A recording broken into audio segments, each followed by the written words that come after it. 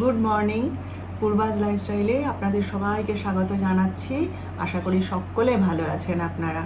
তো সকাল থেকে তো প্রচুর বৃষ্টি হচ্ছিল, হ্যাঁ। তারপরে সবাই বলে আজকেও বোধহয় বাড়ির বাইরে আর বেরোনো হবে না এবারে। তারপরে এখন দেখছি বৃষ্টিটা মানে ঝিরি ঝিরি করে হচ্ছে, কিন্তু ধরেছে।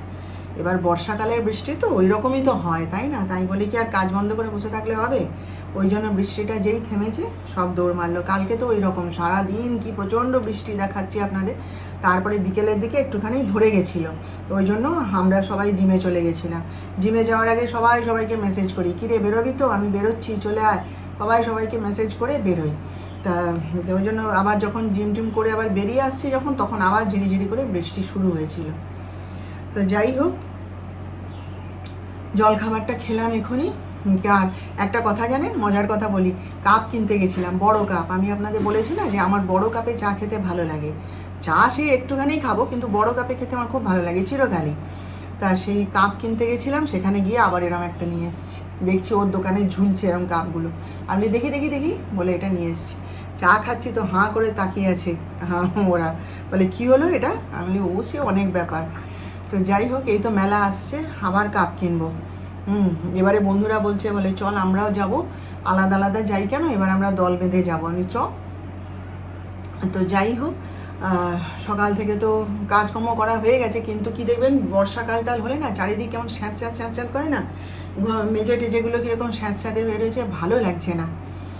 তো যাই হোক, এই মাত্র জলখাবারটা আবার খেলাম, ওরা সব বেরোলো।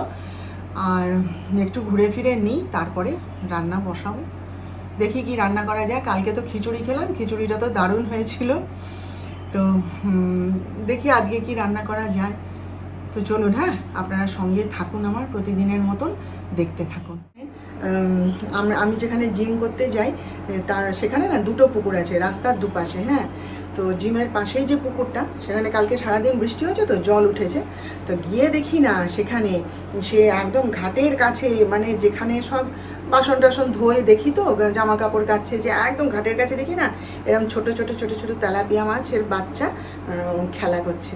দাঁড়িয়ে আমি জিমে যাবো কি, আমি দাঁড়িয়ে দেখছি, আমার খুব ভালো লাগে ওগুলো দেখতে। তারপরে জিমে গিয়ে বলতে ওরা আবার বলে কি না, ওগুলো নাইলন টিকা, এখানে বলে নাইলন টিকা। আমি কোনোদিন ওই নামটা শুনিনি, কিন্তু আমরা বলি তেলাপিয়া মাছ, ওরা বলে না ওগুলো তেলাপিয়া নয়, তেলাপিয়াগুলো আরও বড় চ্যাপটা হয়, ওগুলো নাইলন টিকা মাছ। বলে হ্যাঁ, পুকুরে প্রচুর আছে তো। তারপর যখন আমরা সবাই জিম করে বেরিয়ে আসছি, তখন দেখি পুকুরের জলে কত মাছ খেলা করছে। মানে জলটা উঠে এসছে তো, ওরাও জলের উপরে মানে খেলা করছে আর কি। কি ভাল লাগছে দেখতে, আমরা দাঁড়িয়ে দেখছি, জানেন তো। আবার এখানে আবার কি বলুন তো, পুকুরের জলে তারই মাছ পাওয়া যায়, তারই মাছ। আমি আগে কোনোদিন শুনিনি নামটা, এখানে এসেই শুনলাম। কিন্তু কি বলুন তো, তারই মাছ না মানে খেতে ভালো, সুস্বাদু। এখানকার লোকেরা খুব ভালোবাসে তারই মাছ, পুকুরে খুব পাওয়া যায়। তো আমার দেওর ওরকম 2-3 বার এনেছিল। আনার পরে আমার শাশুড়ি আমাকে বলে, আমাকে রেঁধে খাইয়েছিল, জানেন, সর্ষে বাটা দিয়ে করে ভালো করে খাইয়েছিল। কিন্তু কি ব্যাপারটা বলুন তো, আমার গাও গুলায়নি, কিচ্ছু হয়নি, কিন্তু খাওয়ার সঙ্গে মানে খেয়ে উঠলাম, জল খেলাম, থালাটা নামিয়ে রাখতে যতক্ষণ আর কি, ব্যাস হুড় করে বমি হয়ে গেল। কোনো কারণ নেই, হুড় করে বমি হয়ে গেল। প্রথমবারটা বুঝতে পারিনি, দ্বিতীয়বারে আবার একদিন ওরকম খেয়েছি, ওই সেই একই জিনিস, হ্যাঁ। তখন আমি বলি না বাবা, এ মাছ আমার সহ্য হচ্ছে না, কি জানি কেন। তারপরে আমার মাকে বাড়িতে গিয়ে বলেছিলাম, আমার মা বলে তুই খাস না ও মাছটা, তুই তো কোনো দিন খাসনি, আর ওসব মাছ আমরা তো কোনো দিন খাইনি, কি জানি কি মাছ, কি ব্যাপার, তোর হয়তো সহ্য হচ্ছে না, ভিতরে গিয়ে কোনো কিছু গন্ডগোল হচ্ছে হয়তো, ওই জন্য বারবার খেলেই বমি হয়ে যাচ্ছে, তুই খাস না।